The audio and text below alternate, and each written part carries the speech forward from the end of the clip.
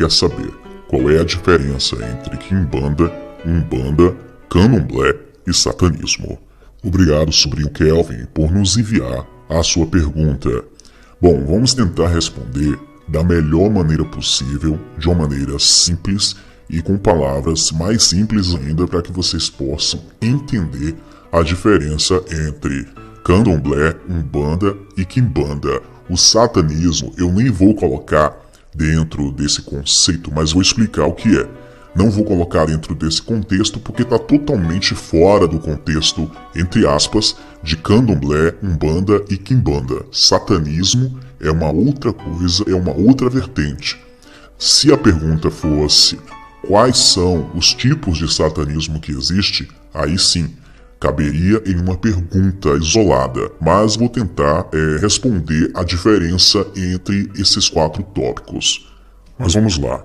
Qual a diferença entre candomblé, umbanda e quimbanda? O candomblé em si, na sua raiz, ele visa somente adorar e prestar culto aos orixás, aos deuses africanos. O candomblé é uma religião milenar. Ela foi trazida da África para cá e é uma religião, como foi dita, milenar. Existe há muitos anos, muito mais antiga do que a quimbanda e a umbanda. Em seu conceito, dizem que o candomblé é uma religião monoteísta, que apesar de adorar os orixás, que acreditam na existência de um único Deus criador, a qual eles chamam de Olorum. Dentre os diversos grupos étnicos que ramificaram o candomblé no Brasil, a tribo Yorubá é a mais conhecida com os orixás e seu deus Olorum, como foi citado agora anteriormente. Os orixás são as divindades, os guardiões dos elementos da natureza, cada qual tem suas características e preferências. No candomblé, eles recebem homenagens regulares com oferendas de animais, vegetais, minerais, cânticos, danças e roupas especiais. Os orixás incorporam-se nos fiéis para fortalecer o axé, que eles chamam de energia vital, que protege, segundo eles, o terreiro e os seus membros. E os cânticos que são entoados dentro do candomblé raiz, dentro do candomblé tradicional, normalmente, na maioria das vezes, é entoado em uma linguagem africana. Nenhuma divindade é superior ou inferior à outra, e não existe o bem e o mal de maneira isolada. Existem 3 tipos de candomblé, como podemos dizer, né? Chamam de nações. Tem o candomblé Queto, o candomblé Banto e o candomblé Jeje. Isso vai ficar para um outro vídeo porque são ramificações específicas e muito bem detalhadas que nós não vamos conseguir destrinchar neste vídeo, mas em outro vídeo eu prometo explicar as diferenças entre candomblé Queto, candomblé Banto e candomblé Jeje. Esses 3 candomblés aí, Queto, Banto e Jeje, são considerados os candomblés tradicionais, aqueles que vieram da África e que visam somente prestar culto aos orixás e ao Olorum, que eles consideram Deus Supremo. Então, o candomblé em si, eu acho que o termo religião afro-brasileira não se encaixa por completo dentro do candomblé, porque apesar de tudo, ele ainda preservou muito as raízes africanas. Eu acho mais certo falar que o candomblé é uma religião iorubá, ou de raiz africana, de matriz africana, diferente da umbanda e da quimbanda, que são religiões afro-brasileiras que nasceram dentro do Brasil. O candomblé nasceu na África, então é uma religião de matriz africana, uma religião de raízes africanas. Já a umbanda é uma religião que foi criada aqui no Brasil em 1908, pelo médium Zélio Fernandino, sob a influência de um caboclo chamado Sete Cruzilhadas. A Umbanda possui influência do candomblé e do espiritismo, onde os espíritos são chamados de guias e os cultos de giras. Na Umbanda também tem oferendas, só que para os guias, e os médios também incorporam as entidades. Entretanto, eles dão passes e consultas e também cânticos que são com a língua portuguesa, diferente do candomblé raiz, onde os cultos aos orixás se usam uma linguagem africana em suas músicas. As entidades são agrupadas em hierarquia, que vai dos espíritos mais baixos, que são chamados de maus, aos mais evoluídos, que são considerados espíritos bons. Podem ser pretos velhos, caboclos, boiadeiros, mineiros, crianças, marinheiros, ciganos, baianos, orientais, xamãs e exus. Lembrando que existe uma diferença entre o orixá Exu e os exus da Umbanda. São totalmente diferentes. Exu é um orixá do candomblé e na Umbanda existem exus, que são espíritos que ganharam esse nome, talvez por alguma semelhança de comportamento. Porém, isso também vai ficar para um outro vídeo porque tem muito detalhe para que possamos explicar e facilitar o entendimento de vocês. Já a Quimbanda, ela é mais uma seita, sendo uma ramificação da Umbanda. Ou seja, a Umbanda saiu do candomblé e a Quimbanda saiu de dentro da Umbanda. É onde atuam os Exus e as pombas giras, que fazem uso de forças negativas. Enquanto a Umbanda trabalha com um tipo de magia que eles chamam de magia branca, a Quimbanda trabalha com magia negra propriamente dito. A Quimbanda, então, a grosso modo, é a magia negra nascida no Brasil. Já o candomblé, até onde eu sei, o candomblé raiz, visa somente prestar culto e adoração aos orixás. Eles não levam oferendas querendo algo em troca. Já a Umbanda, ela faz magias, mas com intuitos positivos, segundo eles, como por exemplo, abrir caminhos e etc. Já a Quimbanda, ela trabalha com magia pesada, magia que pode provocar o mal, onde você pode entregar uma oferenda a um Exu ou a uma pombagira para poder prejudicar a vida de alguém, se você quiser. Então, resumindo, o candomblé visa prestar culto e adoração às entidades, que são somente os orixás. A Umbanda presta culto a entidades, só que não só para orixás, mas também para caboclos, guias e etc. E trabalha com magia branca, uma magia para que a pessoa peça coisas positivas para ela mesma. E a Quimbanda trabalha somente com espíritos carregados, espíritos pesados, que são Exus e pombagiras, e que também podem fazer magias voltadas para o mal. Bom, aqui eu não pude detalhar mais a diferença entre essas crenças. Se você é alguém do candomblé, da Umbanda ou da Quimbanda e quiser acrescentar o conhecimento aí nos comentários, desde que seja com educação, por favor, sinta-se à vontade para colaborar com o conhecimento de todos aqui no canal. Tilu, e o satanismo? Satanismo é uma outra coisa que não tem nada a ver com esse tema aqui que nós acabamos de abordar. Satanismo trata-se de louvor e adoração a Lúcifer. Propriamente dito, é um tipo de adoração a demônios assumida. E existe vários tipos de satanismo, então por isso que não existe uma certa lógica de falarmos sobre isso neste vídeo. Eu fiquei devendo um vídeo aí sobre as diferenças de satanismos e em breve eu vou estar falando aqui no canal. Bom, para alguns esse vídeo foi uma resposta muito esclarecedora. Para outros, a abertura de uma porta para mais questionamentos. De uma forma ou de outra, eu espero ter contribuído para o crescimento do conhecimento de vocês. Antes de ir embora... Com certeza, você já deve ter ouvido falar sobre Zeus, Thor, Atena, Afrodite e outros deuses da mitologia grega.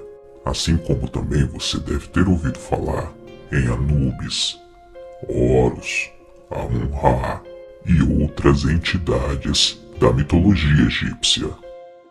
Porém, pouco se conhece sobre a mitologia africana. É válido lembrar que se você conhece a mitologia egípcia, então você conhece 1/3 da mitologia africana. Afinal de contas, o Egito se encontra no norte da África.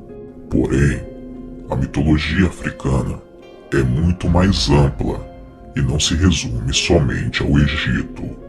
A verdade é que a integração das religiões africanas na sociedade é pouco difundida. Então, mesmo sabendo alguns nomes por aí, é difícil quem saiba dar forma a esses deuses. Contar uma história para vocês.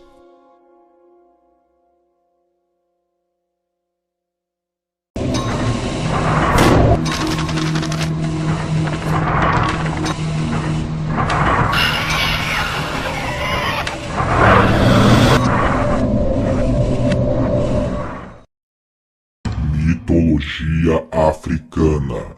Capítulo 1. Olorum e a origem dos orixás.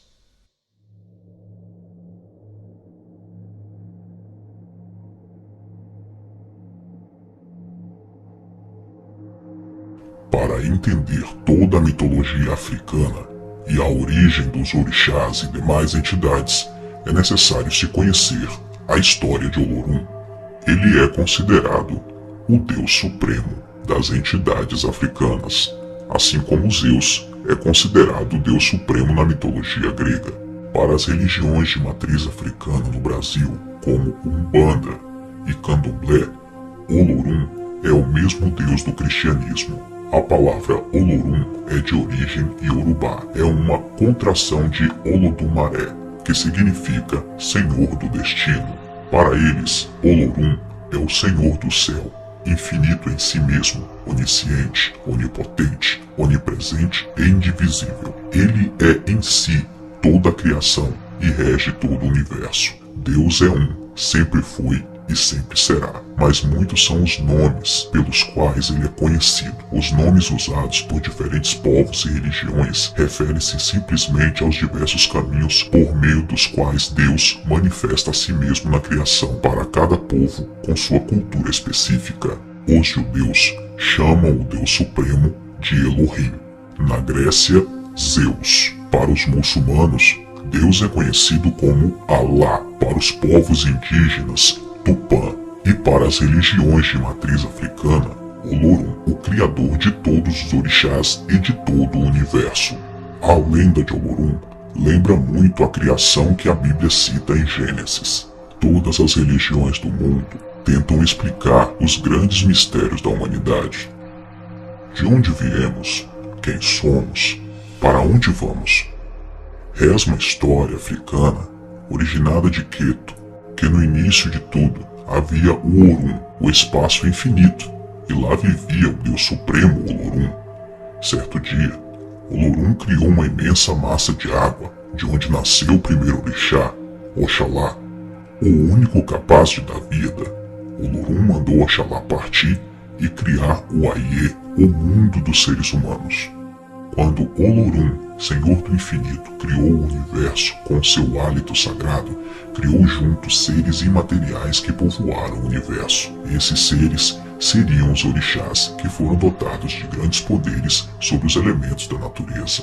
Todos os demais orixás vieram de Olorum, e eles controlam os 4 elementos da natureza: fogo, água, terra e ar, e ainda dominando os reinos vegetais e animais, com representações dos aspectos masculinos e femininos. Ou seja, para todos os fenômenos e acidentes naturais, existe um orixá regente.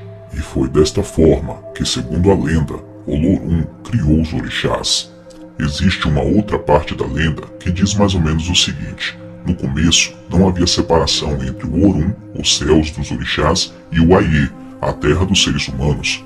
Homens e divindades africanas iam e vinham, coabitando, se relacionando e dividindo vidas e aventuras.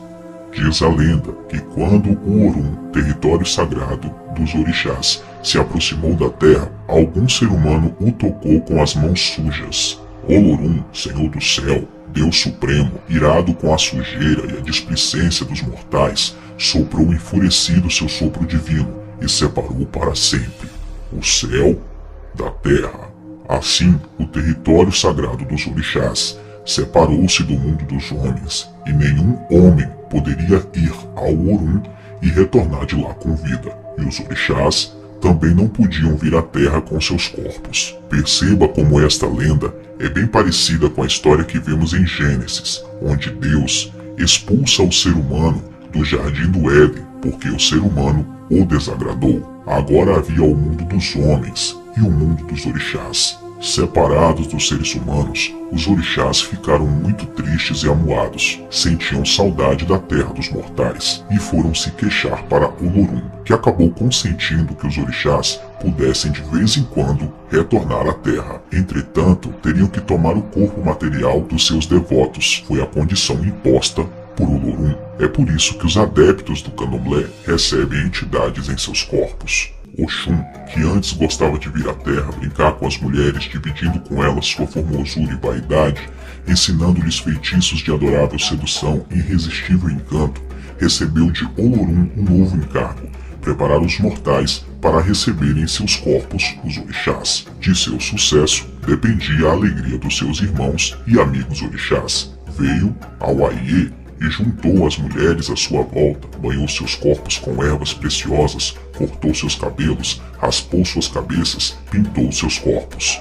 Finalmente, as pequenas esposas estavam feitas, estavam prontas para receber os orixás. Os orixás agora tinham seus cavalos, podiam retornar com segurança ao Aie, terra dos seres humanos, podiam cavalgar usando o corpo das suas devotas. Os humanos faziam oferendas aos orixás para convidá-los à terra. Então os orixás vinham e tomavam os seus cavalos, ou seja, possuíam o corpo dos seres humanos. Segundo o mito, todos os orixás estão a serviço de Olorum, e todos os seres humanos devem estar a serviço dos orixás para que os propósitos de Olorum sejam consumados. Na mitologia africana, Olorum é a balança de tudo e de todos, controla tudo e todos em todo o tempo. Ele exerce a justiça entre os homens e as divindades. Olorum não é propriamente um orixá, não tem filhos na terra e por isso não se manifesta, isto é, ele não baixa em ninguém. Ninguém recebe Olorum em seu corpo, não participa do cerimonial do candomblé, não exige oferendas nem comidas caprichadas ou vestimentas especiais, assim como os demais orixás. Na verdade, Olorum, que alguns chamam de Olodumaré, está acima dessas e de outras necessidades materiais. Segundo a crença, é senhor de todas as coisas, ele é o princípio criador. Sem sua permissão, Ododua, orixá que ora se apresenta como homem, ora como mulher, não teria gerado o mundo, nem Oxalá poderia dar vida aos homens. Olorum não é homem, nem mulher, não tem características humanas, nem se envolve nos problemas do dia a dia. Sua única ligação com os homens acontece por intermédio dos orixás e do arco-íris que, segundo a lenda, ele criou especificamente para esse fim em apenas 4 dias. Por suas características de Deus, ao contrário dos orixás que são considerados forças da natureza, Olorum é considerado Deus único dentro da Umbanda e do Candomblé. É bem parecido com a crença católica. Existe Deus Supremo e existem os demais santos, cada santo para uma específica área de necessidade do ser humano. Os povos africanos produziram uma infinidade de mitos sobre a criação do mundo e as forças espirituais.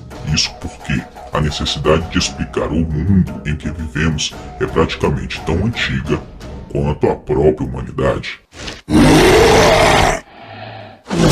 Não perca o próximo episódio de Mitologia Africana, capítulo 2, Oxóssi, Xangô e Ogum. Te espero no próximo vídeo.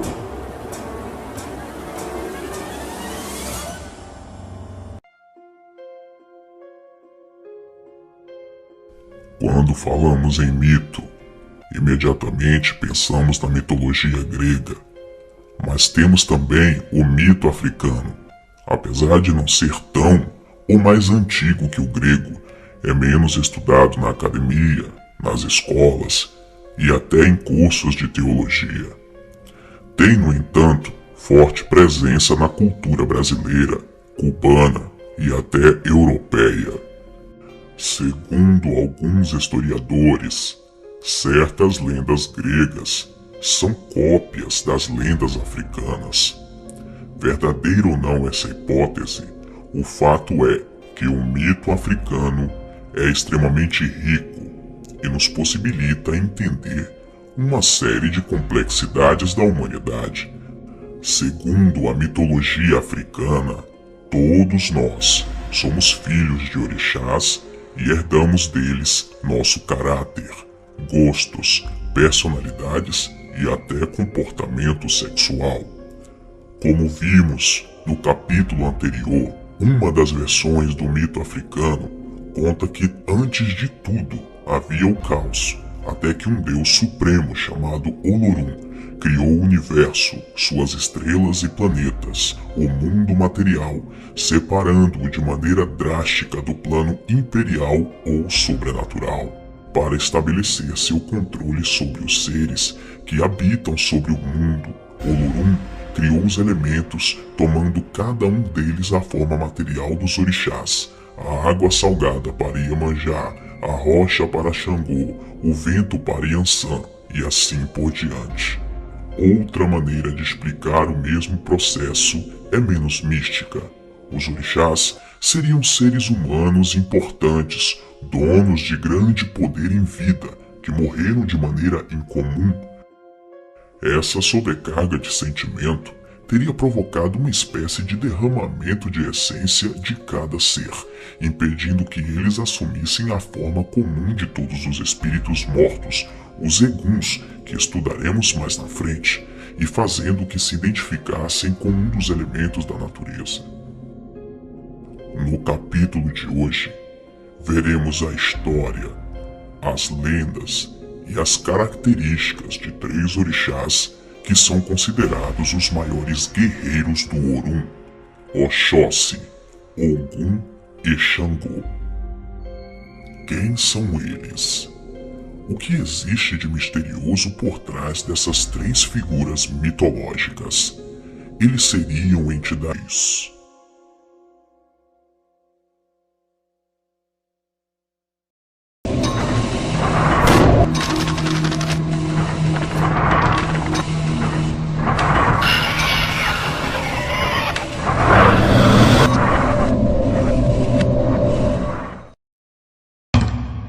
Mitologia africana.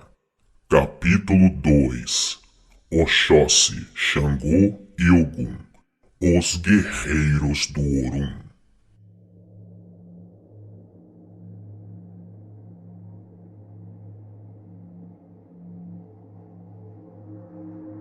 Como vimos no capítulo anterior da série, os orixás são deuses africanos que correspondem a pontos de força da natureza.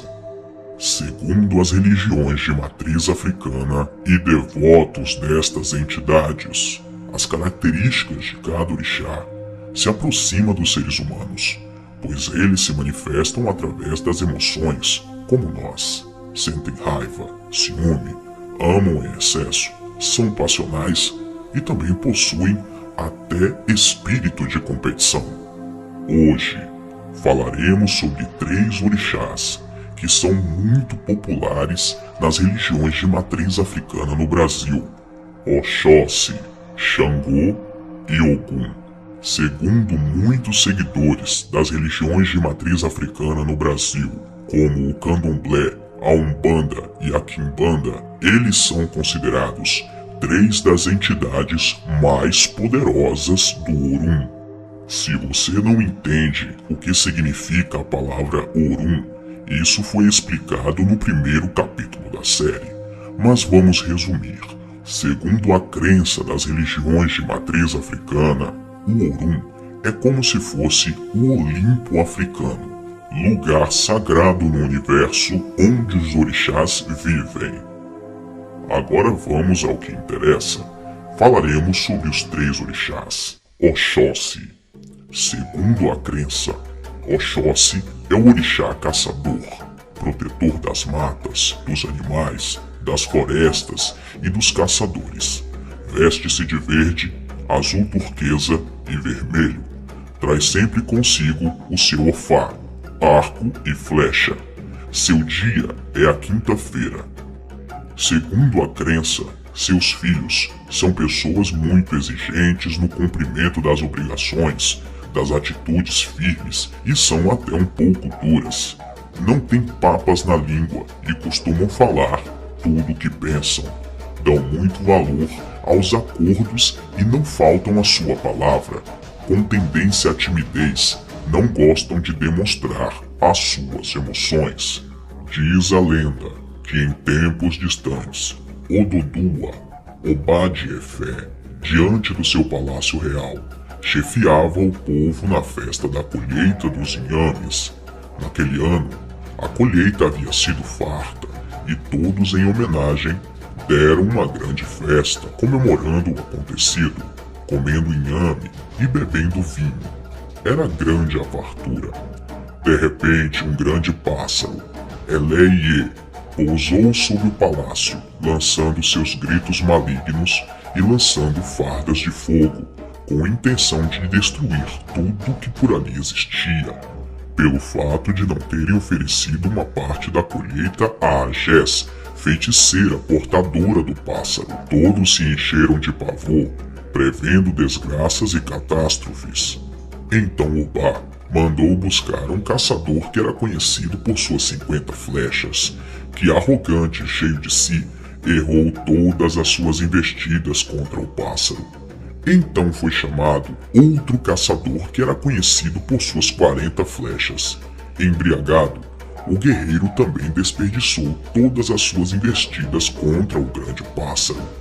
Ainda foi convidado para a grande façanha de matar o pássaro da feiticeira das distantes terras de Idô.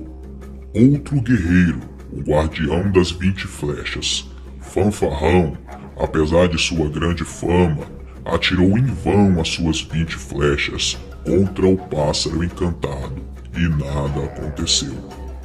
Por fim, já com todos sem esperança, resolveram convocar de uma cidade distante o caçador de apenas uma flecha, que timidamente lançou a sua única flecha contra o grande pássaro, que caiu e morreu na hora. A flecha foi certeira e mortal. Todos, após o ato, começaram a dançar e gritar de alegria: Oxóssi, Oxóssi, caçador do povo. A partir desse dia, todos conheceram o maior guerreiro de todas as terras. Foi reverenciado com honras e carrega seu título até hoje. Oxóssi. Diz também a lenda que Oxóssi é irmão de Ogum. Ogum tem pelo seu irmão um afeto especial. Num dia em que voltava da batalha, Ogum encontrou o irmão temeroso e sem reação, cercado de inimigos que já tinham destruído quase toda a aldeia e que estavam prestes a atingir a sua família e tomar as suas terras. Ogum vinha cansado de outra guerra, mas ficou irado e sedento de vingança. Procurou dentro de si mais forças para continuar lutando e partiu na direção dos inimigos com sua espada de ferro. Pelejou até o amanhecer. Quando por fim venceu os invasores, sentou-se com o irmão e o tranquilizou com sua proteção. Ogum então ensinou Oxóssi a caçar, a abrir caminhos pela floresta e matas cerradas. Oxóssi aprendeu com o irmão a nobre arte da caça, sem a qual a vida é muito mais difícil. Ogum ensinou Oxóssi a defender-se por si próprio e ensinou Oxóssi a cuidar da sua gente. Agora Ogum podia voltar tranquilo para a guerra. Ogum fez Oxóssi o provedor da sua aldeia. Oxóssi é o irmão de Ogum. Ogum é o grande guerreiro e Oxóssi é o grande caçador. Ogum. Ogum é o orixá guerreiro, deus do ferro e da guerra. Seu domínio são as retas dos caminhos, as lutas e o trabalho. Veste-se de azul escuro, verde e vermelho. Traz sempre a sua espada pronta para o ataque. Seu dia é terça-feira. Seus filhos são pessoas com um apurado senso de honra e incapazes de perdoar uma ofensa. São fisicamente muito resistentes, curiosos por natureza, possuem muita capacidade de concentração e perseguem seus objetivos com determinação. Diz a lenda que Ogum lutava sem cessar contra os reinos vizinhos. Ele sempre voltava, com muitos tesouros e muitos escravos. Todos estes bens conquistados ele entregava a Ododua, seu pai. Ogum continuou suas guerras. Durante uma delas, ele tomou Ire. Antigamente, esta cidade era formada por 7 aldeias. Por isso, ainda hoje, o chamam de Ogum Mejeje Iode Ire, Ogum das 7 partes de Ire. Ogum matou o rei Onire e o substituiu pelo próprio filho, conservando para si o título de rei. Ele é saudado como Ogum Onire, Ogum Rei de Ire.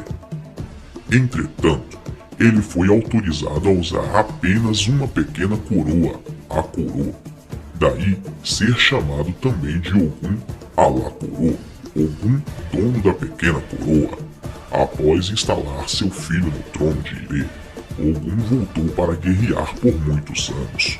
Quando voltou a Ire, após longa ausência, ele não reconheceu o lugar. Por infelicidade, no dia da sua chegada, celebrava-se uma cerimônia na qual todo mundo devia guardar silêncio completo. Ogum tinha fome e sede. Ele viu as jarras de vinho, mas não sabia que elas estavam vazias. O silêncio geral pareceu-lhe um sinal de desprezo. Ogum, cuja paciência curta, se encheu de raiva, quebrou as jarras com golpes de espada e cortou a cabeça das pessoas.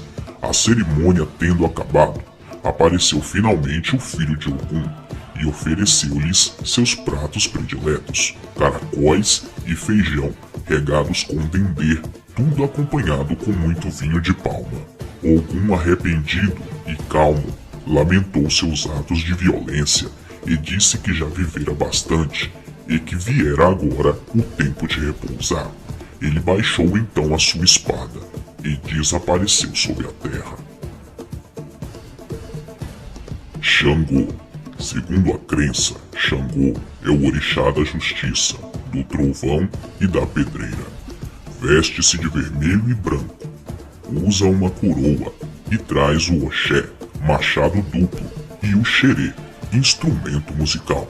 Seu dia é quarta-feira.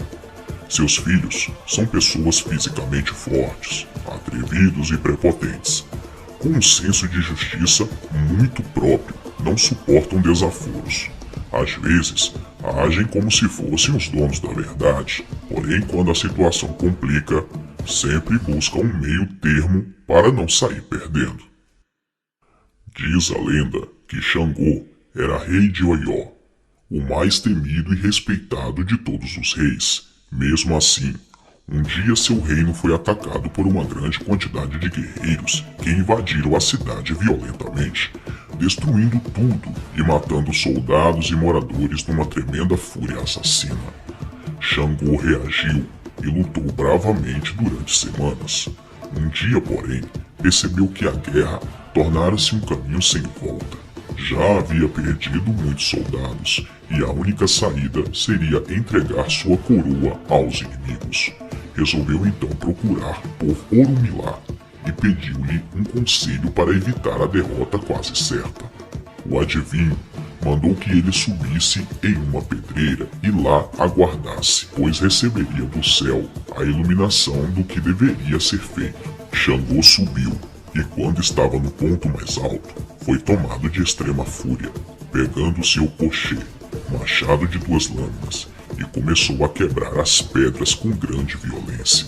Estas, ao serem quebradas, lançavam raios tão fortes que em instantes transformaram-se em enormes línguas de fogo que, espalhando-se pela cidade, mataram uma grande quantidade de guerreiros inimigos.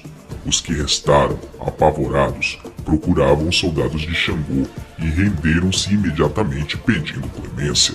Levados até o rei, os presos elegeram um emissário para servir-lhes de porta-voz. O homem escolhido foi logo se atirando aos pés de Xangô. Desculpou-se pedindo perdão.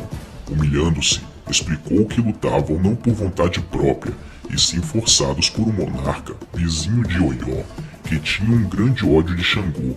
Xangô, altamente perspicaz, enxergou nos olhos do guerreiro que ele falava a verdade e perdoou a todos, aceitando-os como súditos no seu reino.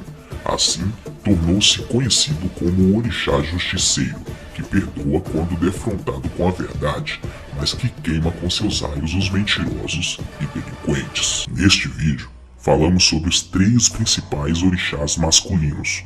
No próximo vídeo, falaremos sobre os 3 principais orixás femininos. Não perca o próximo capítulo de Mitologia Africana, Yansan, Oxum e Iemanjá. Te espero no próximo vídeo.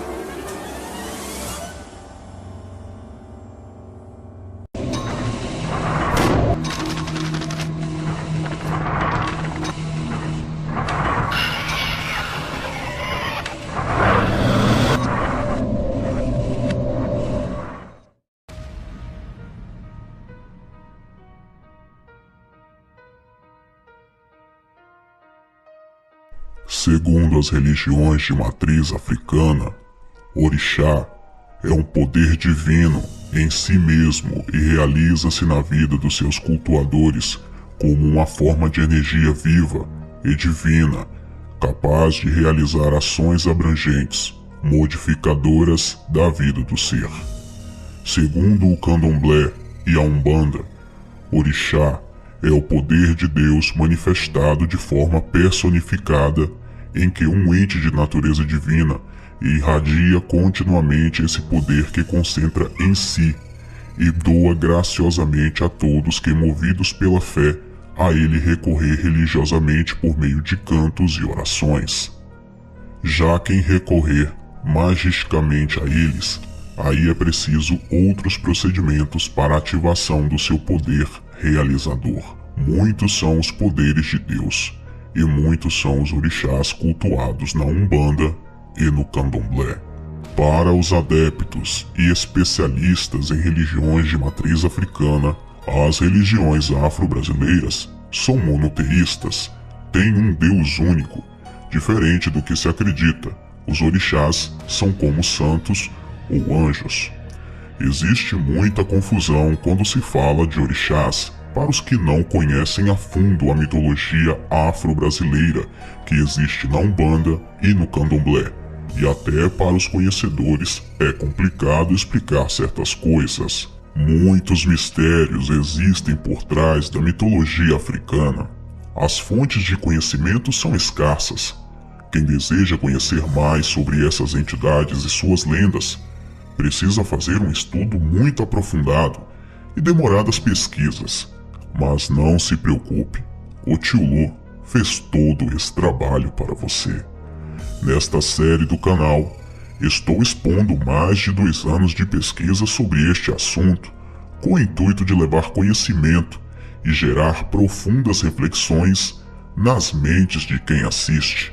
Este é o 3º capítulo da série, e falaremos sobre as 3 principais entidades femininas cultuadas no Candomblé: Yansan, Iemanjá e Oxum. Nomes que com toda certeza você já ouviu falar, mas pouco conhece sobre suas origens, suas lendas e talvez até o seu suposto lado obscuro.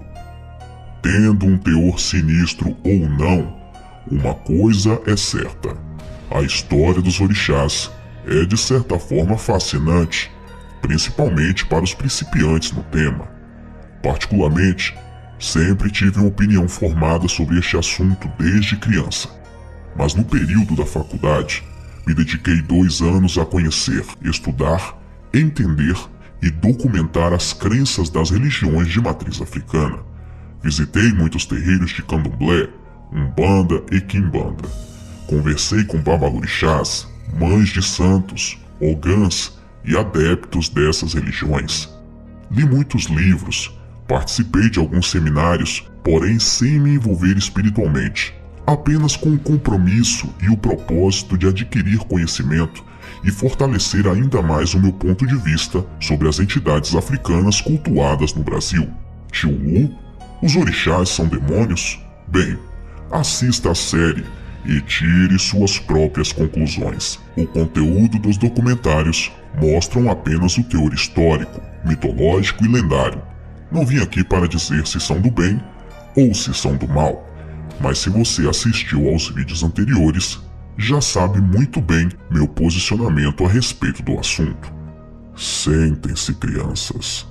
O Tio Lu vai contar uma história para vocês. Mitologia africana. Yansan, Oxum e Iemanjá.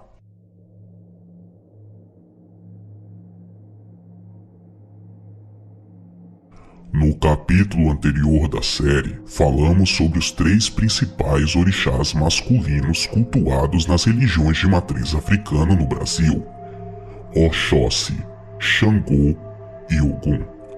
Neste capítulo, falaremos sobre as 3 entidades femininas mais cultuadas na cultura afro-brasileira: Yansan, Oxum e Iemanjá. Oiá, conhecida como Yansan, é o orixá de um rio conhecido como Níger, orixá dos ventos, raios e tempestades, também guerreira, ágil e agitada como o próprio vento. Extrovertida e sensual como poucas, senhora absoluta dos Eguns, espírito dos mortos, além de esposa predileta de Xangô, divide com ele o domínio sobre as tempestades e o fogo. Destemida, justiceira e guerreira, não teme a nada. Gosta de objetos de adornos, principalmente bijuterias e o cobre.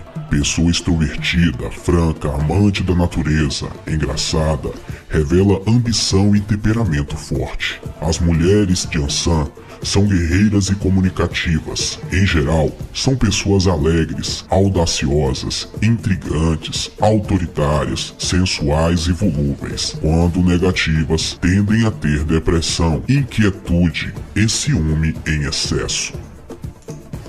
Diz a lenda que Yansan vivia feliz com Ogum, pois os dois tinham muitas coisas em comum, como o gosto pela guerra e o desejo de desbravar novos lugares. Gostavam da companhia um do outro, sentindo-se em harmonia. Com ele, que é conhecedor de todos os caminhos, Yansan aprendeu a andar pela terra.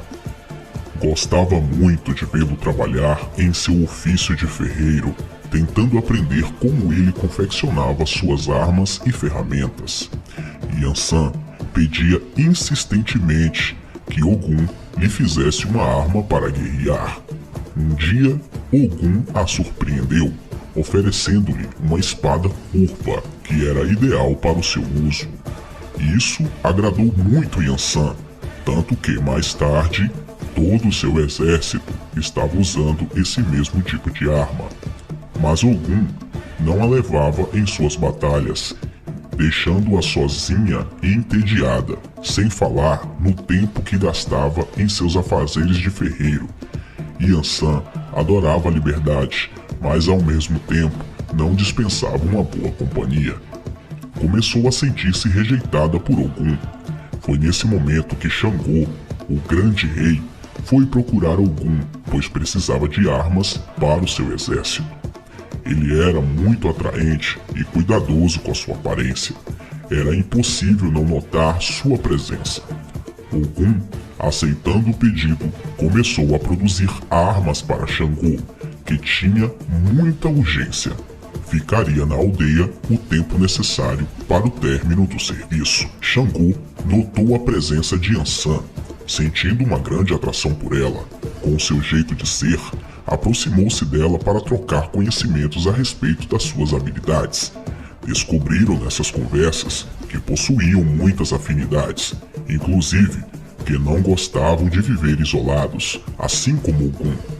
Yansan estava muito interessada em Xangô e em tudo que estava aprendendo com ele, mas não queria magoar Ogum, a quem respeitava muito. Xangô propôs-lhe uma união eterna, sem monotonia, sem solidão, viajando sempre juntos por toda a terra. Seria uma união perfeita. Quando Ogum terminou seu trabalho, os dois já haviam partido. Ele ficou enfurecido com a traição de ambos, mesmo sabendo que sua companheira não podia ficar cativa para sempre. Partiu atrás deles para vingar sua desonra. Yansan estava vindo ao seu encontro para explicar-lhe que não poderia mais ficar com ele, pois Xangô a completava. mas que iria respeitá-lo sempre como o grande orixá da guerra. Ogum estava tão enfurecido que não ouviu o que ela dizia e foi com grande fúria que investiu contra ela, erguendo sua espada. Yansan, em defesa própria, também o atacou. Ela foi golpeada em 9 partes do seu corpo e Ogum em 7, formando curas. Esses números ficaram muito ligados a esses orixás, assim como as curas que foram introduzidas nos rituais africanos e no candomblé. Oxum. Oxum é a rainha de todos os rios e cachoeiras. Considerada muito vaidosa, é dona da fecundidade das mulheres, a dona do grande poder feminino. Oxum é a deusa mais bela e mais sensual do candomblé. É a própria vaidade, dengosa e formosa, paciente e bondosa, mãe que amamenta e ama. Segundo a crença das religiões de matriz africana, os filhos de Oxum jamais esquecem as suas finalidades. Atrás da sua imagem doce esconde-se uma forte determinação e um grande desejo de ascensão social.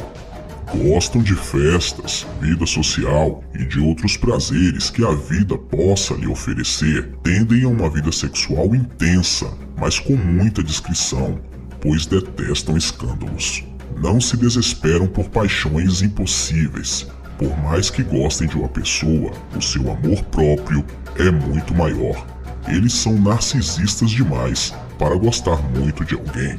Graça, vaidade, elegância, uma certa preguiça, charme e beleza definem os filhos de Oxum, que gostam de joias, perfumes, roupas vistosas e de tudo que é bom e caro. O lado espiritual dos filhos de Oxum é bastante aguçado. Talvez por isso, alguns dos maiores Yalorixás da história do candomblé tenham sido ou sejam de Oxum. Conta-nos uma lenda que Oxum queria muito aprender os segredos e mistérios da arte da adivinhação. Para tanto, foi procurar Exu. Exu, muito matreiro, falou a Oxum que ele ensinaria os segredos da adivinhação. Mas para tanto, ficaria Oxum sob os domínios de Exu durante 7 anos, passando, lavando e arrumando a casa do mesmo. Em troca, ele a ensinaria. E assim foi feito. Durante 7 anos, Oxum foi aprendendo a arte da adivinhação que Exu lhe ensinara e, consequentemente, cumprindo seu acordo para ajudar nos afazeres domésticos na casa de Exu. Findados os 7 anos, Oxum e Exu tinham se apegado bastante pela convivência em comum e Oxum resolveu ficar em companhia deste orixá. Um belo dia, Xangô, que passeava pela propriedade de Exu, avistou aquela linda donzela que penteava seus lindos cabelos à margem de um rio e de pronto agrado foi declarar sua grande admiração para com Oxum. Foi-se a tal ponto que Xangô viu-se completamente apaixonado por aquela linda mulher e perguntou se não gostaria de morar em sua companhia em seu lindo castelo na cidade de Oió. Oxum rejeitou o convite, pois lhe fazia muito bem a companhia de Exu. Xangô, então irritado e contrariado, sequestrou Oxum e levou-a em sua companhia, aprisionando-a na masmorra do seu castelo. Exu logo de imediato sentiu falta da sua companheira e saiu para procurar por todas as regiões, pelos 4 cantos do mundo, sua doce pupila de anos de convivência. Chegando nas terras de Xangô, Exu foi surpreendido por um canto triste e melancólico que vinha da direção do palácio do rei de Oió, da mais alta torre. Lá estava Oxum, triste e a chorar por sua prisão e permanência na cidade do rei. Exu, esperto, procurou a ajuda de Orumilá, que de pronto agrado lhe cedeu uma poção de transformação para Oxum desvencilhar-se dos domínios de Xangô. Exu, através da magia, pôde fazer chegar às mãos da sua companheira a tal poção. Oxum tomou de um só gole a poção mágica e transformou-se em uma linda pomba dourada, que voou e pôde então retornar à companhia de Exu para sua morada. Iemanjá. Com certeza, um dos orixás mais populares no Brasil. Iemanjá é um orixá feminino, divindade africana, das religiões Candomblé e Umbanda. O seu nome tem origem nos termos do idioma Iorubá, Iee, Omu, Ieja, que significa mãe cujos filhos são como peixe. Segundo o Candomblé, Iemanjá é a padroeira dos pescadores. É ela quem decide o destino de todos aqueles que entram no mar. Também é considerada como a Afrodite brasileira, a deusa do amor, a quem recorrem os apaixonados em caso de desafeto amoroso. No dia 2 de fevereiro, acontece em Salvador, capital do estado da Bahia, a maior festa popular dedicada a Iemanjá. Neste dia, milhares de pessoas trajadas de branco fazem uma procissão até o templo de Iemanjá, localizado na praia do Rio Vermelho, onde deixam os presentes que vão encher os barcos que os levam para o mar. No Rio de Janeiro, as festas em honra a Iemanjá estão relacionadas com a passagem do ano. Nas religiões de matriz africana, Iemanjá é uma orixá muito respeitada e cultuada. É tida como mãe de todos os orixás. Por isso, a ela também pertence a fecundidade. Acredita-se no Candomblé que as filhas de Iemanjá transmitem muita bondade e confiança e são grandes conselheiras. Traduzindo, são grandes mãezonas. Sempre têm braços abertos para acolher junto de si todos aqueles que a procuram. A porta de sua casa sempre está aberta para todos e gosta de tutelar pessoas. Tipo a grande mãe, aquela mulher amorosa que sempre junta os filhos dos outros com os seus. Diz a lenda, Iemanjá era filha de Olokun, a deusa do mar. Em Efé, ela tornou-se esposa de Olofim Odudua, com o qual teve 10 filhos. Estas crianças receberam nomes simbólicos e todos tornaram-se orixás. Um deles foi chamado Oxumaré, o arco-íris, aquele que se desloca com a chuva e revela os seus segredos. De tanto aumentar seus filhos, os seios de Iemanjá tornaram-se imensos. Cansada da sua estadia em Efé, Iemanjá continuou na direção do entardecer da terra, como os iorubás designam o oeste, chegando a Abeokuta. Ao norte de Abeokuta vivia Oquerê, o rei de Xaqui. Iemanjá continuava muito bonita. Oquerê desejou Iemanjá e lhe pediu em casamento. Iemanjá aceitou, mas impondo uma condição, que ele nunca fizesse piadas pelo tamanho dos seus seios. Oquerê sempre foi gentil e tratava Iemanjá com muita consideração e respeito. Mas um dia ele bebeu muito vinho de palma e voltou para casa bêbado. Ele não sabia mais o que fazia e nem sabia mais o que dizia.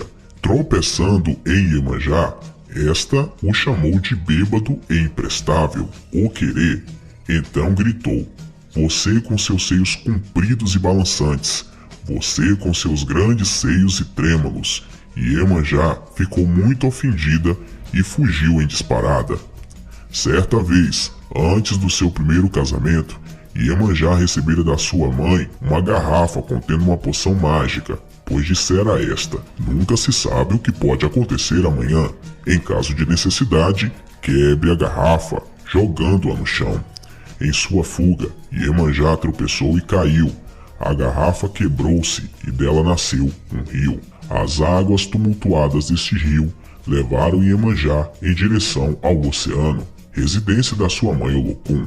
Oquerê, contrariado, queria impedir a fuga da sua mulher, e para barrar o seu caminho, ele se transformou em uma colina. Iemanjá quis passar pela direita. Oquerê deslocou-se para a direita. Iemanjá quis passar para a esquerda. Oquerê deslocou-se para a esquerda. Iemanjá percebeu que não conseguiria escapar de Oquerê. Então ela chamou um dos seus mais poderosos filhos, Xangô. Então Xangô veio rapidamente e com seus raios e relâmpagos vindos do céu conseguiu destruir a colina de Oquerê. Iemanjá passou livremente em direção ao mar.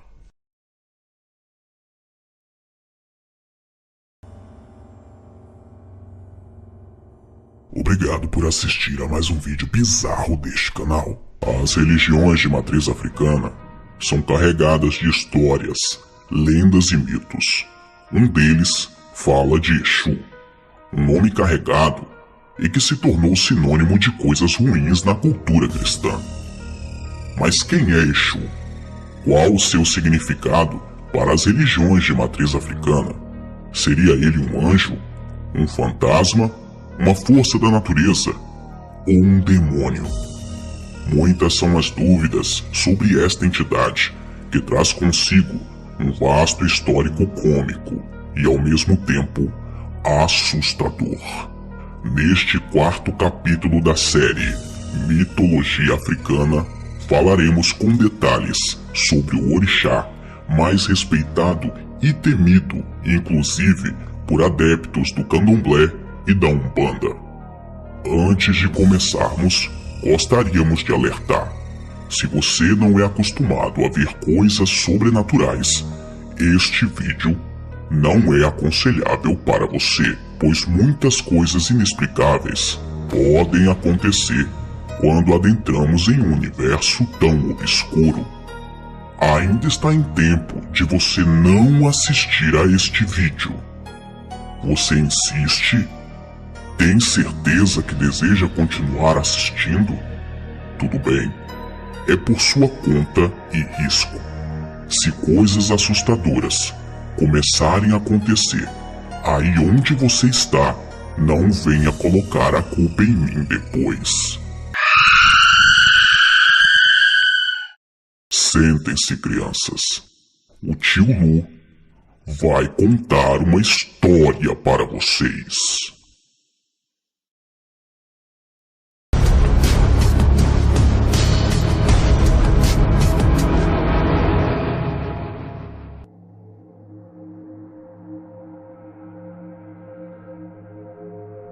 Nos capítulos anteriores da série, estudamos sobre os principais orixás cultuados no Brasil. E hoje falaremos sobre Exu, uma entidade respeitada e temida por pessoas de dentro e fora do candomblé e da Umbanda. Exu é a figura mais controversa da mitologia africana, o mais humano dos orixás, senhor do princípio e da transformação, Deus da terra e do universo. Na verdade, Exu é a ordem, aquele que se multiplica e se transforma na unidade elementar da existência humana. Exu representa o ego de cada ser, o grande companheiro do homem no seu dia a dia. Assim explica o candomblé e a Umbanda. Na cultura africana, não existe uma luta entre o bem e o mal, assim como mostra o cristianismo. Sabe-se que na cultura africana, o que é bem de um pode ser perfeitamente o mal do outro. Portanto, cada um deve dar o melhor de si para obter tudo de bom na sua vida, sempre cultuando, agradando e engrandecendo a Exu, para que ele seja, no seu cotidiano, a manifestação do amor, da sorte, da riqueza e da prosperidade. Assim explica o candomblé. Exu é o orixá que entende como ninguém o princípio da reciprocidade e, se agradado como se deve, saberá retribuir. Quando agradecido pela sua retribuição, torna-se um amigo e fiel escudeiro. No entanto, quando esquecido, é o pior dos inimigos, voltando-se contra o negligente e desobediente, tirando-lhe a sorte, fechando-lhe os caminhos e trazendo catástrofes e desgraças. Exu é a figura mais importante na cultura iorubá. Sem ele, o mundo não faria sentido, pois só através de Exu é que se chega aos demais orixás e ao Deus Supremo Olodumaré. Assim explica as religiões de matriz africana no Brasil. Exu fala todas as línguas e permite a comunicação entre o Orum e o Aie, entre os orixás e os homens. Exu é o dono do mercado, o seu guardião. Por isso, todo comerciante e aqueles que lidam com venda devem agradar a Exu. As vendedoras de acarajé, por exemplo, oferecem sempre o primeiro bolinho a Exu, atirando-o na rua, não só para vender bem, mas para também afastar as perturbações, evitar assaltos e etc. Ou seja, para que Exu seja de fato um guardião e proteja o seu negócio.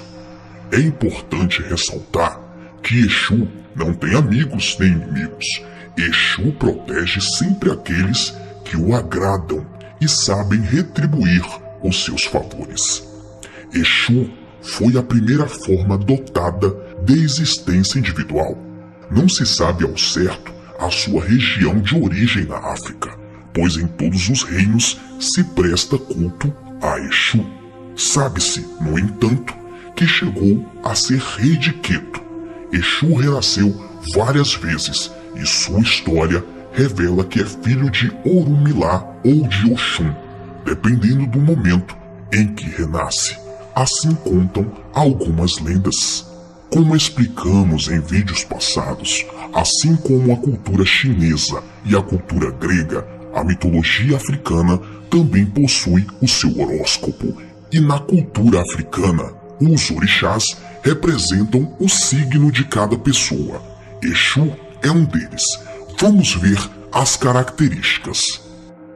Os filhos de Exu são alegres, sorridentes, estão sempre de bem com a vida, são ambiciosos, extrovertidos, espertos, inteligentes e atentos. Sabem como ninguém ser sociáveis e diplomáticos, pois conhecem o valor de uma boa amizade. Fazem questão de manter o maior número possível de amigos. Rapidamente, os filhos de Exu se tornam pessoas populares, amadas por uns e odiadas por outros. Extremamente dinâmicos, os filhos de Exorixá não se desanimam nunca, mantêm sempre a certeza de que as coisas, mais cedo ou mais tarde, acabam por mudar ao seu favor. Pessoa com impressionante facilidade de comunicação, boa lábia, com charme, conseguem tudo o que querem, irônicas e perigosas, costumam manter uma vida sexual bastante agitada, sem pudores. São pessoas extremamente rápidas, que não pensam, só fazem. Os filhos de Exu possuem uma facilidade impressionante para entrar e sair de confusões. Esquecem facilmente as ofensas, não guardam rancor, mas não perdem a oportunidade de se vingar. O que poucas pessoas sabem é que existe uma diferença entre o Exu do Candomblé e os Exus da Umbanda. Na verdade, na Umbanda existem vários Exus, quanto no Candomblé cultua-se apenas o Exu Orixá.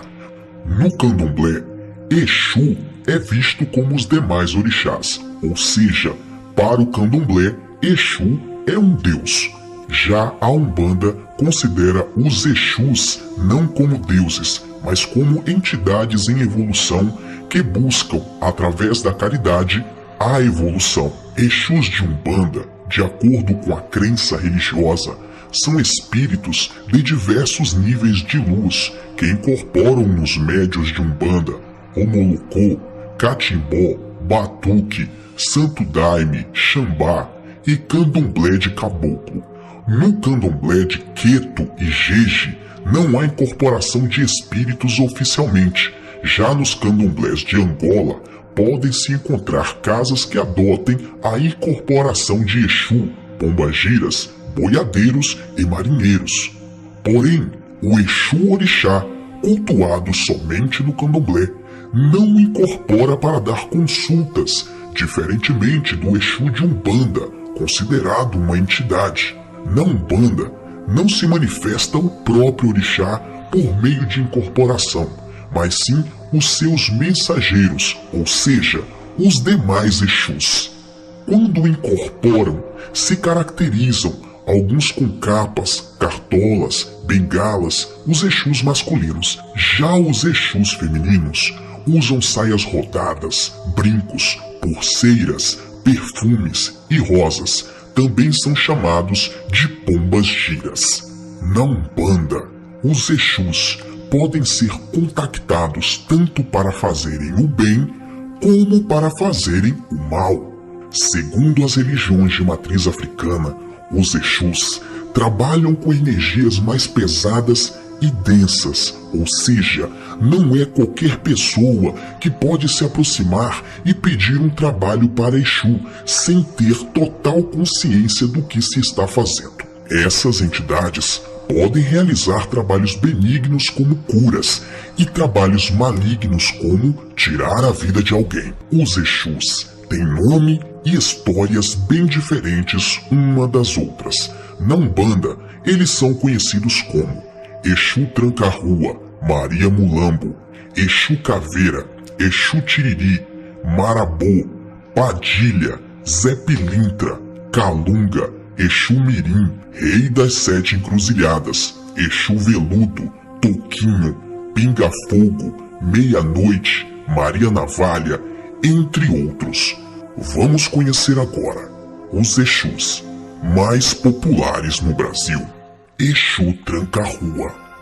Segundo a Umbanda, é o guardião dos caminhos, companheiro dos pretos velhos e dos caboclos. Na Umbanda, Exu Tranca-Rua não é considerado como um guardião, mas como uma entidade em evolução.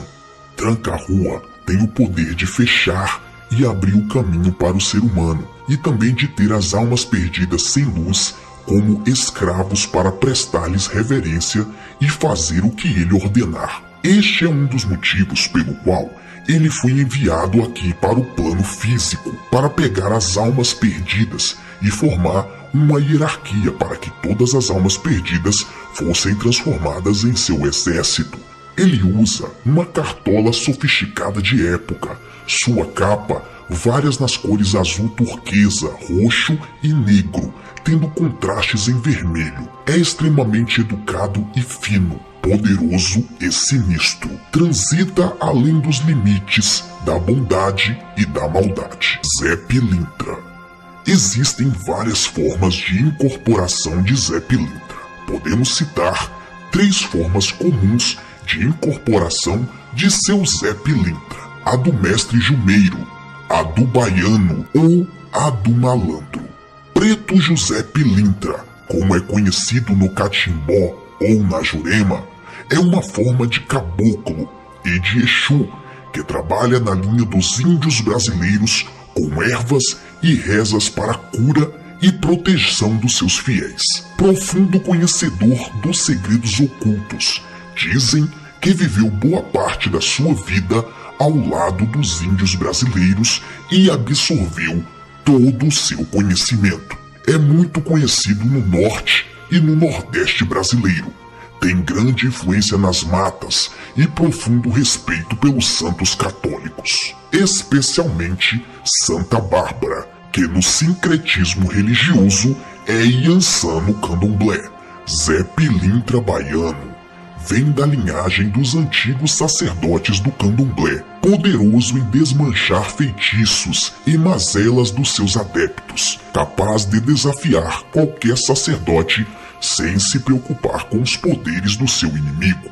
Dizem que Zé Pilintra é capaz de drenar para si próprio o poder do grande orixá Ogum.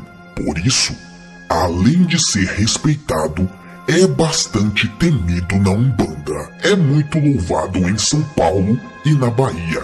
Zé Pilintra Malandro é muito conhecido e louvado no Sudeste e Sul do Brasil. Trata-se de uma linhagem que andou entre a malandragem do Rio de Janeiro, criado em portos e cabarés nas décadas passadas, envolvendo-se em brigas, amizades e mulheres. Uma das únicas entidades que incorpora em qualquer culto afro-brasileiro, seja na forma de um caboclo baiano ou de um Exu malandro. Bastante considerado especialmente entre os umbandistas como espírito patrono dos bares, locais de jogos, sarjetas e bebidas. Exu Capa Preta. Essa famosa entidade está diretamente ligado à noite, à feitiçaria e ao disfarce. sendo sua capa preta um artifício, um disfarce de sua presença, ocultando seus rastros pela noite. O preto simboliza os impulsos e o inconsciente maldoso dos seres humanos, sendo as trevas, representada na cor preta, também um dos maiores medos dos seres humanos, remontando ainda à época em que dependíamos somente do sol para a proteção. Os médiuns, conhecidos como cavalos, que incorporam esta entidade nos terreiros de Umbanda e Quimbanda, possuem forte ligação com a noite e um enorme fascínio por questões ocultistas e misteriosas. Curiosamente, na Quimbanda, esta entidade tanto pode significar o bem quanto o mal, sendo ele um moderador que ora pende para o bem, ora pende para o mal, muitas vezes enganando e fazendo maldades em troca de oferendas. Capa preta também possui poderes capazes de influenciar tanto o reino animal quanto o vegetal, sendo considerado por algumas correntes como uma entidade de faca de dois gumes, pois possui tanto bondade quanto uma enorme tendência à maldade. Acredita-se que Exu Capa Preta foi em vida uma espécie de conde, e sendo um nobre rico, pode dedicar grande parte do seu tempo adquirindo conhecimentos em alquimia e magia negra. Segundo os religiosos, quem recorre a essa entidade para solucionar seus problemas pode obter consequências boas e consequências muito ruins. Maria Padilha, nome que significa Rainha do Fogo. Segundo a crença, Maria Padilha já teve várias encarnações na Terra, e a última delas foi em Ilhéus, na Bahia. Nesta sua última encarnação, ela era uma espanhola que veio para o Brasil morar em Ilhéus e foi morta na porta de um cabaré. Todos os homens que ela teve em cada uma das encarnações, num total de 7, estão com ela na espiritualidade, assim acreditam os umbandistas. Maria Padilha é uma das principais entidades da Umbanda. Traz consigo o dom do encantamento. É muito procurada pelas pessoas que sofrem de paixões não correspondidas.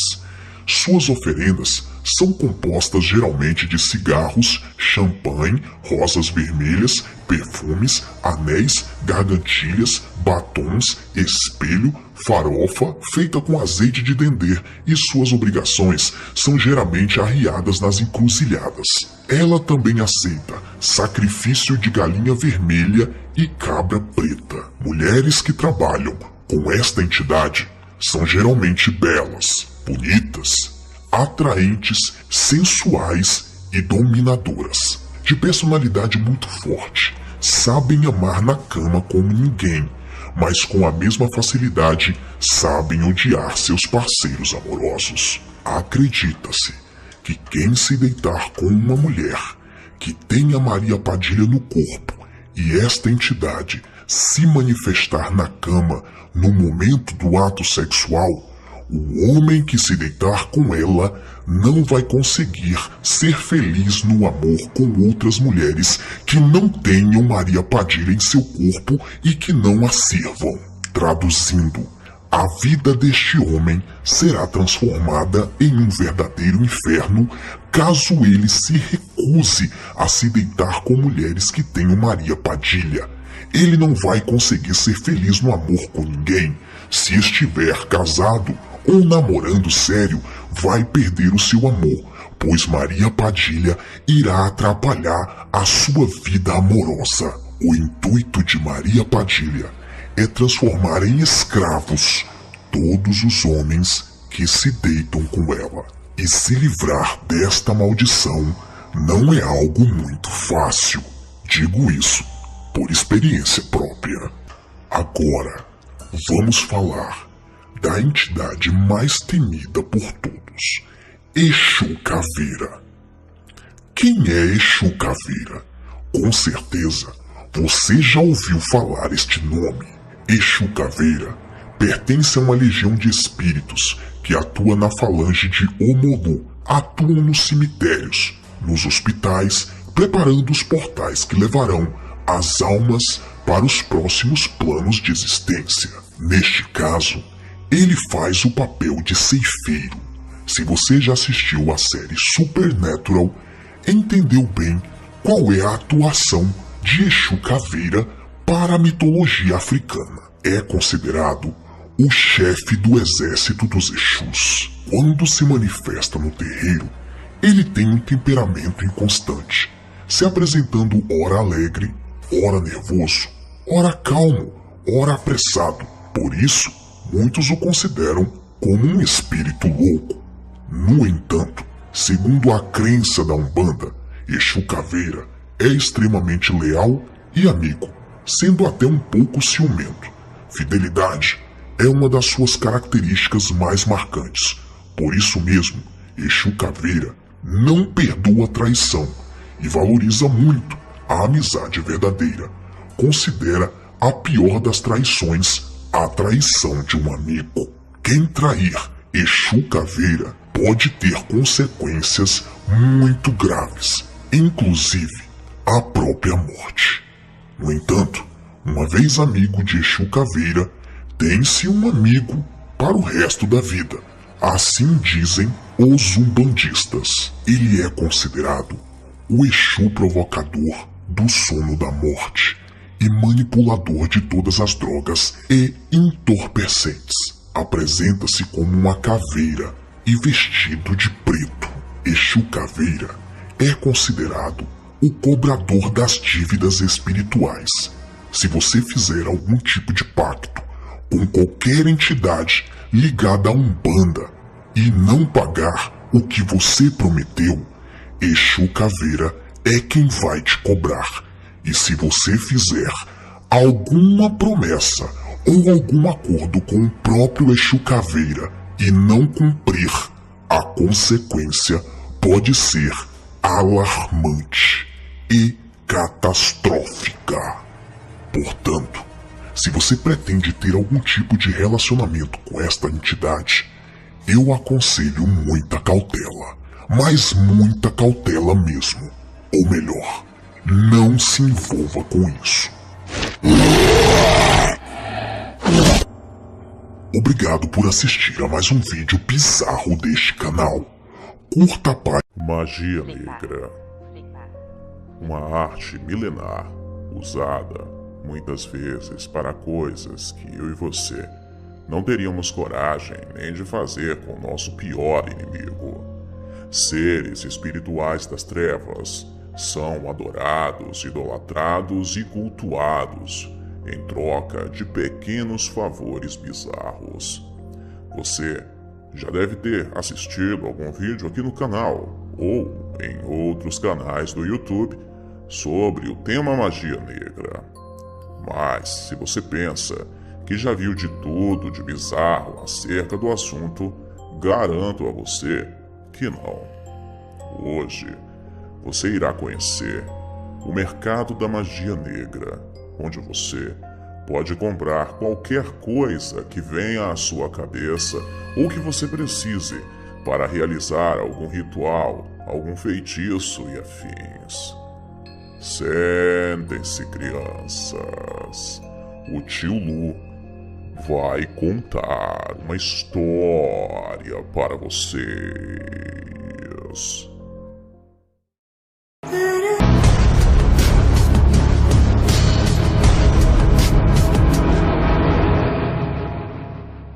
Saudações, bem-vindos e bem-vindas à creche obscura do tio Lu, o mercado da magia negra.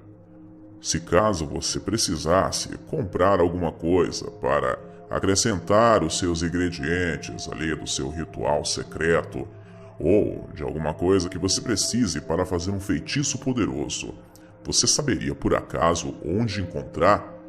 Acredite ou não, existem lugares especializados em produtos para magia negra. Mas antes de... imagine um lugar onde você pode encontrar todos os ingredientes para realização de rituais e feitiços de magia negra.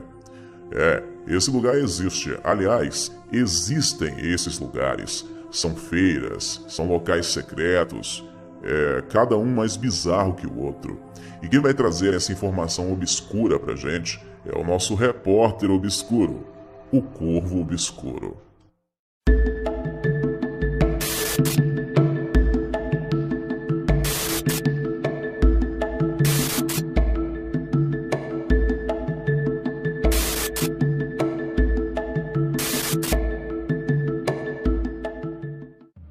Neste canal, abordo vários temas bizarros. Com exceção das creepypastas, costumo falar de temas não exatamente ligados ao terror, mas ligado ao mundo bizarro. Não é difícil encontrar coisas estranhas nesse mundo. Na verdade, é mais fácil do que parece. Vivemos rodeados de pessoas suspeitas, misteriosas, casos estranhos, lugares e diversas outras coisas. E dentro desse mundo bizarro, há diversos lugares perturbadores existentes. Lugares que nos deixam inquietantes só de estarmos presentes. Lugares que pensaríamos mais de 2 vezes antes de querer visitar. Até porque não são lugares que atraem muita gente. Apenas os que de fato gostam de bizarrices, assim como eu. Se começarmos a falar de lugares perturbadores no planeta Terra, é obrigatório mencionar um mercado localizado em Lomé, estado do Togo. Esse mercado é nada mais nada menos que o maior mercado de magia negra e voodoo do mundo. O que para nós é algo totalmente bizarro, para o Togo é algo normal do cotidiano, já que a cultura dos curandeiros e remédios medicinais é o que prevalece nesse país. Como disse, para eles é algo normal, mas para nós é um lugar escalofriante. Quais são os produtos que podemos comprar nesse mercado? Um dos produtos mais comuns, entre aspas, é a mão do macaco, que concede um desejo para cada dedo da mão. Mas que, segundo conta a lenda, se o desejo se tornar realidade, irá trazer também uma desgraça junto com o desejo. É vendido também pó de camaleão triturado, que serve para receitas de diversas poções de amor. Pó de ouriço, que usam para evitar ou curar doenças de pele. Pó de tartaruga, para curar a asma. E pó de papagaio, que dizem conceder uma bela voz. E sim, partes desses animais são triturados para a fabricação do pó. Também são vendidos espécies de amuletos, como algumas pedras utilizadas pelos próprios comerciantes, como a Pedra do Trovão. Os comerciantes dizem que a Pedra do Trovão protege o mercado de furtos, e contam que num certo dia, um raio acabou matando umas 7 pessoas perto do local. Depois que analisaram as pessoas que morreram, descobriram que todas tinham furtado algum amuleto do mercado. Apenas uma coincidência? Além de todos esses produtos, ainda são vendidos cabeças e crânios de diversos tipos de animais, assim como o couro e a pele dos mesmos, ossos de todo o corpo de animais e também de humanos.